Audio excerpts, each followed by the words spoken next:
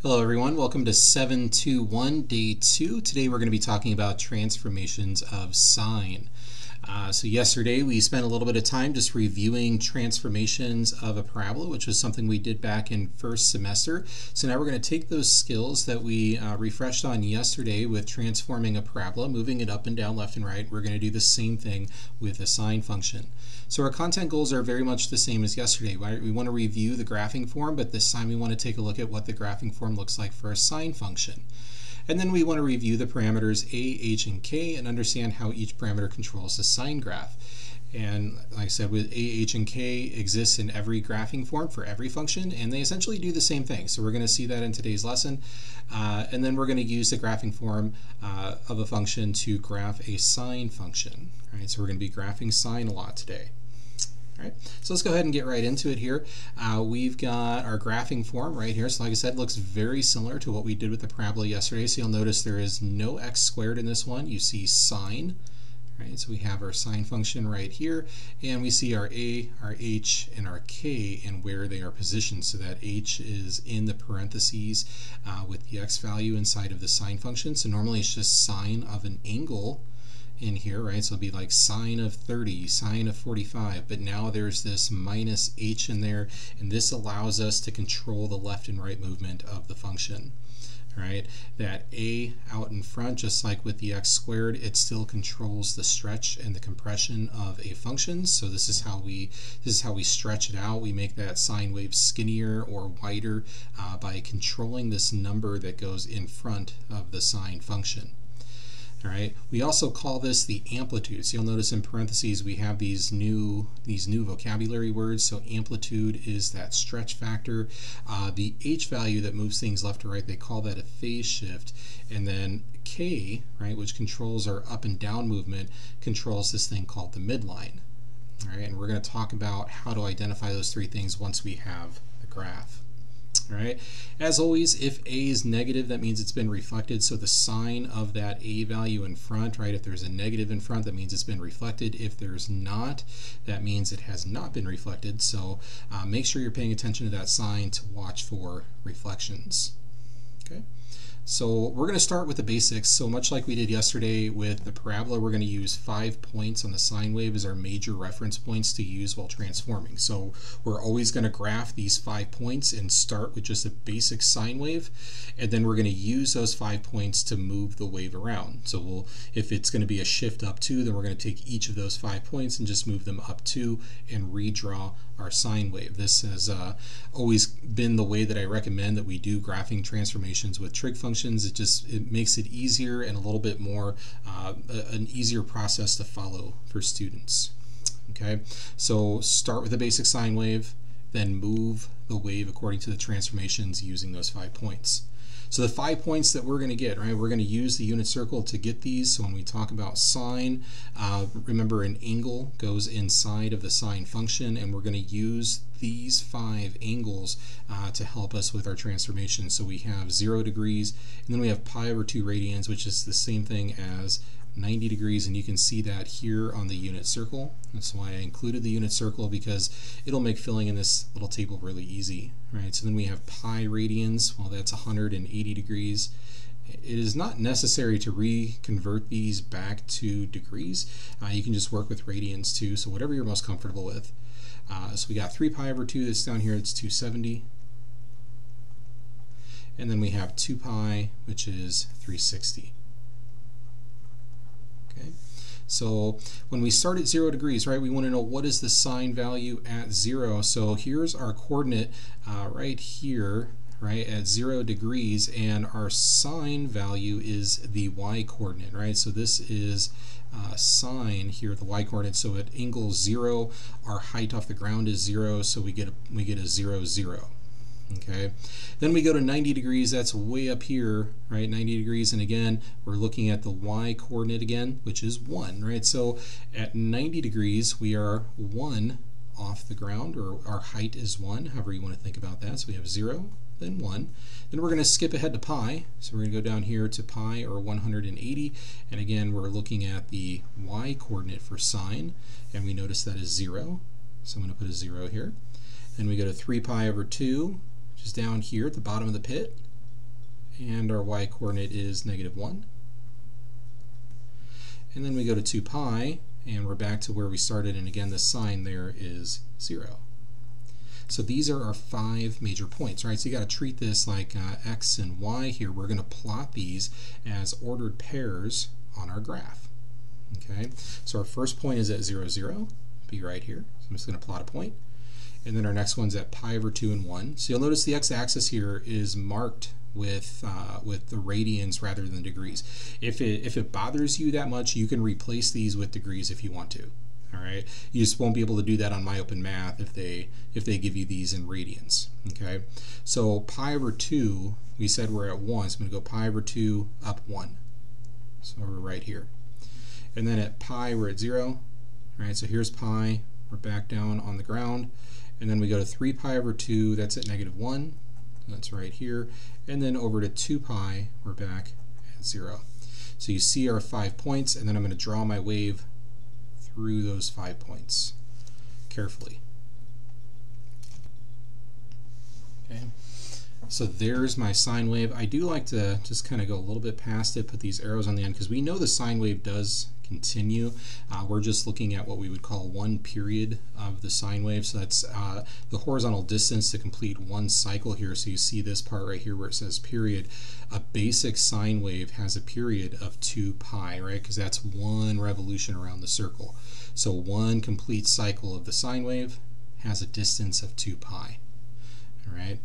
So now what we want to do is we want to take this sine wave, this basic sine wave, and we want to shift it up 2 units, right? Because if we recall our directions up here, it says shift it up 2 units. No problem.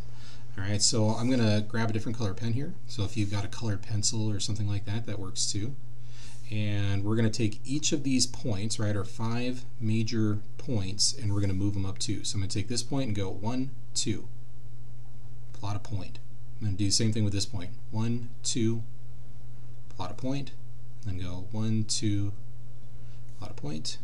Take this one, go up 2, plot a point, and then this one goes 1, 2, plot a point. And there we can kind of see our new wave taking shape. And I'm gonna, and there we go.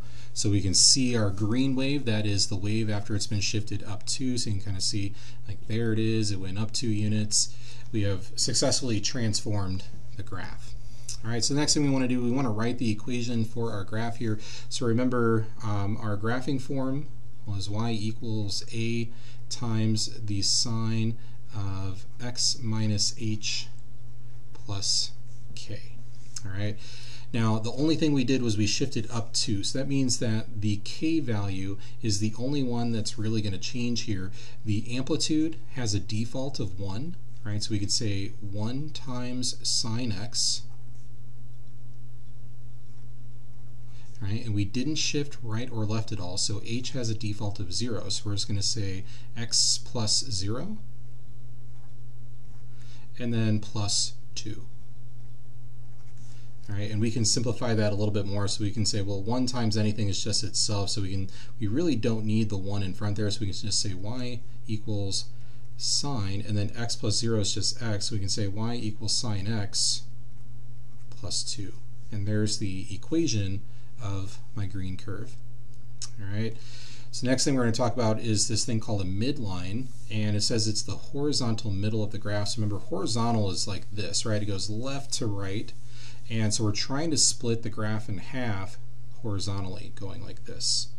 Okay, and we're looking at our new graph right here. So before we transformed the graph, the midline was right here on the x-axis, right? So if I draw this dotted line going straight across, you see how I cut that graph in half horizontally.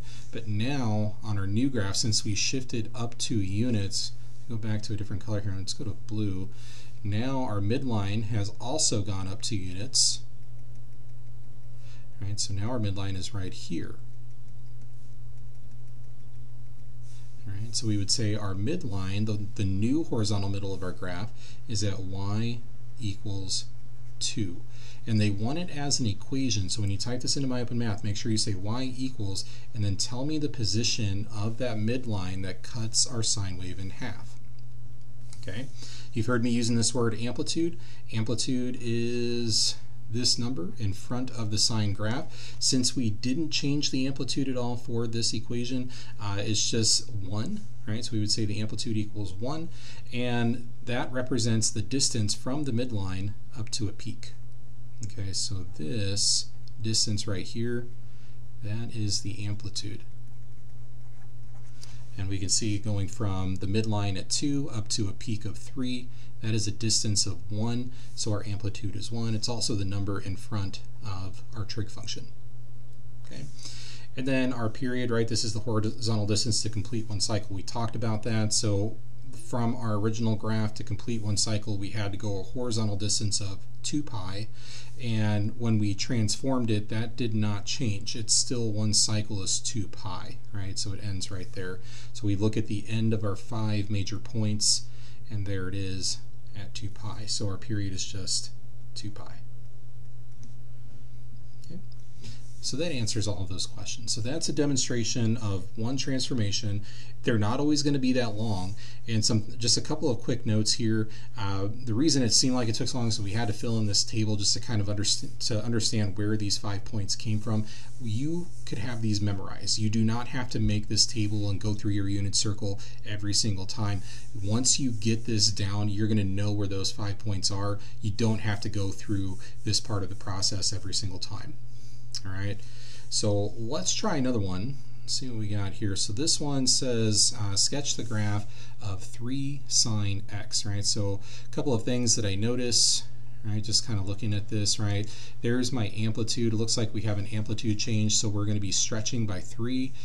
There's nothing in the parentheses with x, so there's no shifting left or right, and there's no plus k on the end, so we're not going to be moving up or down. The only thing we're doing here is stretching by 3.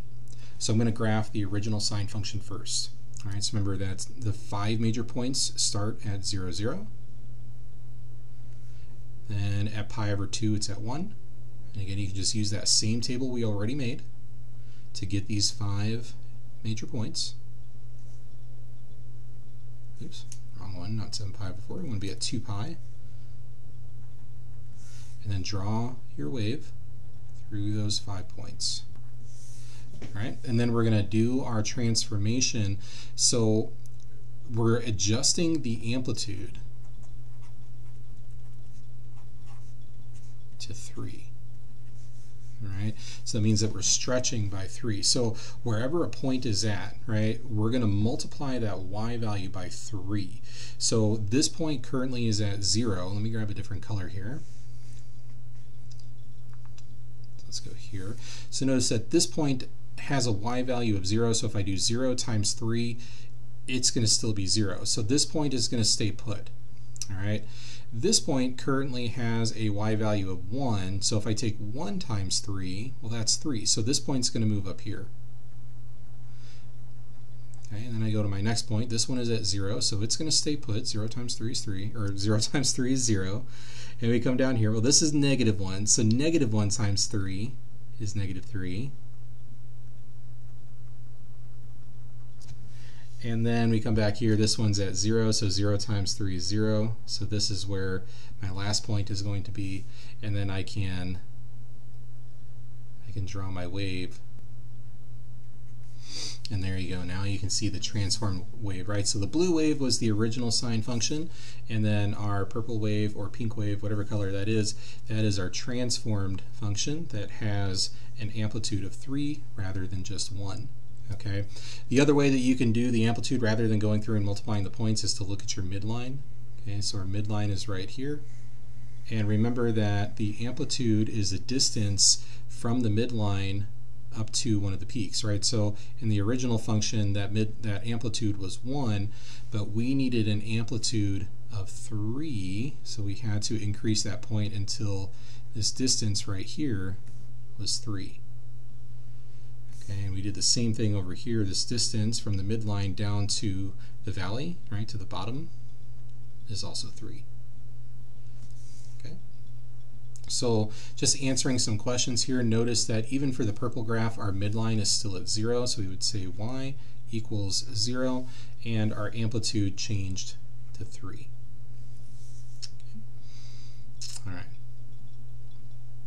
let's do another one. All right, so I'm going to use the same process here. Let's go back to green, and we'll get that original sine function graph. Right, so 0, 0, pi over 2, 1, pi, 0, 3 pi over 2, negative 1, and 2 pi back to 0. And it should go that fast. If you have those 5 points memorized, this is where you always start, is with those 5 points. All right, once you have your basic sine wave graphed, look at your equation and identify your transformations, right? So I'm looking, there's no phase shift, there's no h value inside of the parentheses, so it's not moving right or left. There's no k value on the end, so we're not moving up or down. And then I look in front of the sine function, there's no number there, so the amplitude is still 1, but there is a negative. So that means this has been reflected over the x-axis.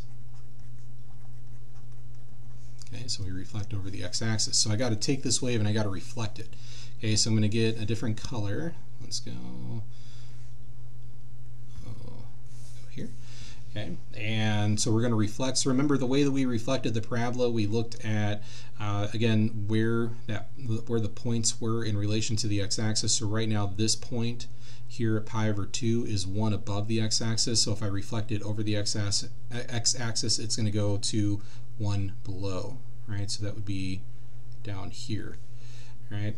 If it's on the x-axis, it's not going to go anywhere, right? Because it's 0 above, so it's going to be 0 below. This one's 0 above, so it's going to be 0 below. This one is 1 below, so it's going to go 1 above. And then this one, again, stays put. Right? And then I draw my wave through those 5 points. And there you can see my reflected wave. Okay, so let's see if they're asking us anything down here. Nope, nothing about the midline or anything like that. So we've got it. Notice the midline hasn't changed. The amplitude is still 1. The period is still 2 pi. All right. So pretty easy. Like I said, you just start with that basic wave and then identify your transformation and go perform that transformation on the 5 points and draw your wave through your new 5 points.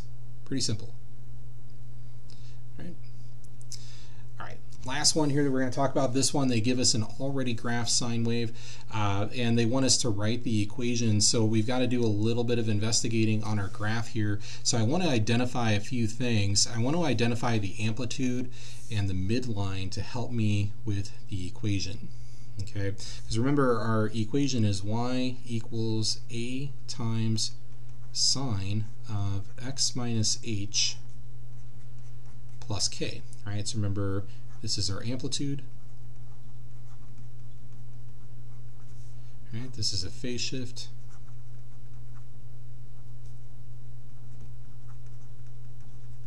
And this is our vertical shift. So if I can look at my graph, right, or what we also call this the midline. Right, so that k value tells us where the midline is. So if we can look at our graph and find these things, then we can just plug those into our equation and write our equation.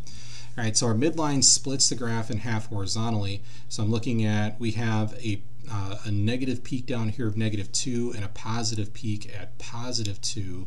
So the midpoint between -2 and +2 is 0, right? So right here. So I'm just splitting the high and the low, the min and the max, right? So this point and this point, and I'm just looking at what is the midpoint between 2 and -2. Well, that's got to be 0. So that tells me that the midline is at 0. Now remember, my amplitude is the distance from the midline up to a peak, so we're looking at this distance right here. Right, that is my amplitude. So if I count up, that's 1, 2. So my amplitude is 2. And then I want to check to see if it's been reflected. So normally, if I think about a normal sine wave, right, it'd go 0, and then pi over 2 would go up to 1. But notice that this one went down to -1 instead. So this one has been reflected, right? Because this point should be up here if it wasn't reflected. All right. So that's how I was able to tell it. So first thing I found, midline. Then I looked at the distance from the midline to a peak, and then I checked for reflection. All right. Now there is no phase shift. The graph has not moved left or right at all because we're still starting at 0 and 2 pi. So no shift has occurred here that we need to worry about. So we're just going to assume that h is 0. All right. Now I'm going to write my equation. All right. So we're going to say y equals, my amplitude is 2. So I'm going to say 2 times sine. Now remember we said the phase shift was 0, so x minus 0 is just x. And then our midline is at 0, so we can say y equals 2 sine x plus 0, but it's not really necessary. I'm not going to write a plus 0 on the end. And it's been reflected, so I just got to throw a negative on the 2. And there's my equation. Alright guys, last thing I'm going to show you here in the video, I just want to do one of these problems on MyOpenMath with you so you can see what that looks like on MyOpenMath. Alright, so this is one of the problems that you will see. So notice this is shifting vertically 2 units. We're going to take sine x, and I'm just going to start by selecting my tool down here. The second tool right here, that is your sine tool. So that's the one that you want to select if you're doing a sine graph. Tomorrow we'll be doing cosine, so that's this one. So if we do cosine, you're going to want to select this one. If you're doing a sine, you're going to want to do this one. Alright, so I'm selecting that one.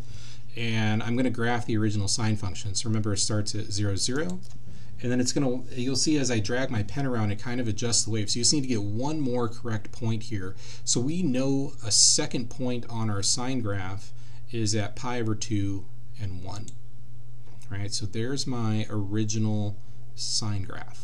Right, before anything has been changed, before I do any reflections, shifts, or stretches. All right. And then remember, we take our point, since we're shifting vertically 2 units, we're going to take a point and we're going to go up 2. So I'm going to click up here on the 2. Right? And again, you see my wave kind of changing. And then I know this point also goes up 2, so I'm going to go 1, 2. And you can see my new wave right here shifted up 2 units. And then I want to get rid of the old wave because I only want to graph the new one, right? I want to graph it after it's been reflected. So I'm just going to click this, and I'm just going to go off the screen with it over here and just let go. And it'll disappear. So all that's left is my translated sine wave. That's all we want there. And then we would answer our questions down here. So we actually did this one. This was the first problem. So this was y equals sine x plus 2. So you want to make sure it's an equation. So you have to have a y equals.